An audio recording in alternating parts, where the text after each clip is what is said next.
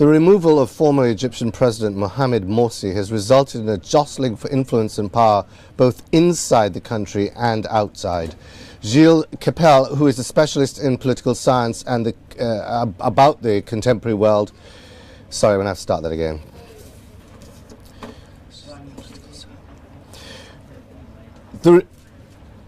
Sorry about that.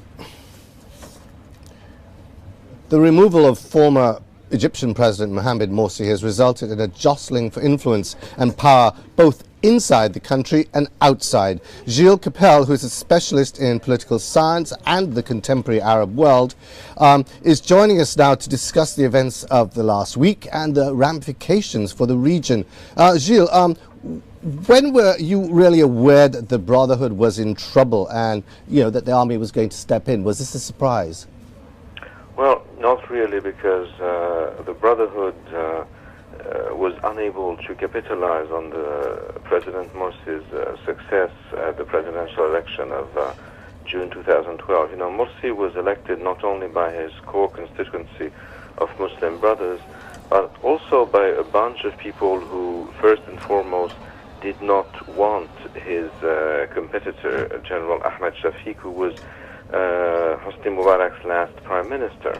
And therefore, Morsi was elected by a coalition of true blue, if I may say so, Muslim Brothers, or true green, if you'd rather, and Democrats. And he has not catered at all to the desires of the Democrats. He has had a rather authoritarian policy, and he was totally unable to fix the economy and the social issues, even though the last problems were not necessarily his fault.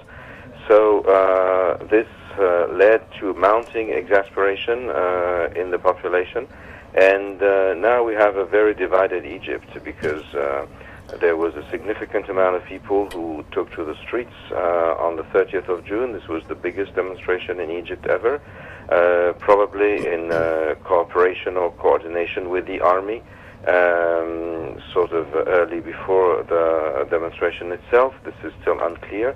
And so at the end of the day, Morsi would be toppled by the military. So it's a curious blend of mass upheaval and then a pronunciamento and a coup. But, I mean, as a result of that, this division, do you think that there is a strong likelihood of a civil war erupting? I don't know whether we're still in a civil war, but clearly there's chaos. And the brothers, even though they were shocked by their defeat, because they were convinced that they sort of embodied the wishes of the Egyptian people, and that everybody would stand with them after a while and be converted to their vision of Islam, are nevertheless a movement that is something like 80 years old, and that was used to live as a clandestine movement. And so they have their cells, they have their secret apparatus, they have everything to make them resist. Add to that the Middle East is flooded with the weapons coming from the looted arsenals of former Libyan dictator Colonel Gaddafi, that the Sinai province of Egypt is now not under the control of the state anymore. We have a blend of bandits, of jihadists, and of Bedouin smugglers, and so this is a very complicated situation as of now. Actually, let's talk about the money and the funding here. I mean, how important, how significant are the funds coming from countries like the UAE, United Arab Emirates, and Saudi Arabia? Well, originally the most amounts of funds that helped the brothers came from Qatar. Qatar has decided to bet on the Muslim Brothers in order to become the hegemon of the Muslim Arab Sunni world, and in doing so, he has definitely antagonized both Saudi Arabia, that promotes the Salafists, who are the enemies of the brothers, in order to control the voice of Islamic political religion, if you want, and also the United Arab Emirates, who have put all and sundry Islamists in their country in jail. Now,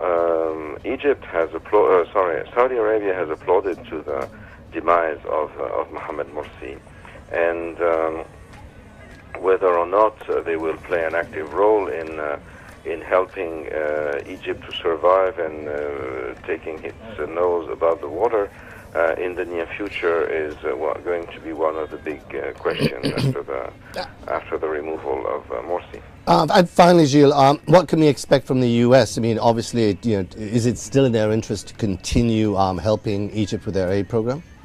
Well, they're in dire straits because the U.S. Silently and quietly backed the Muslim Brothers because they thought it was a force for stability, and they continued to pay the $1.3 billion per year to the Egyptian army so that they would do the border control with the Gaza Strip and with Israel. Now there are a number of questions in the U.S. whether the Muslim Brother ally was reliable, whether or not to fund an army which is accused by some to have ousted and regularly elected president, even though he became unpopular with a coup. And also, as you remember, many demonstrators in Egypt paraded with the photograph of Ann Patterson, the U.S. ambassador, calling her an old witch and saying that she backed the brothers. She was against democracy. So the U.S. image is clearly blurred in a Middle East where the fault lines are changing, where you have the Shia against Sunni coalition, where Israel is with Saudi Arabia against Iran and Russia, and Egypt is in the middle of all that. But if the Egyptian giant, even though he is old, he is obese, and he doesn't see well, tumbles, then the whole Middle East is in trouble, and so are we. Gilles, thank you very much indeed.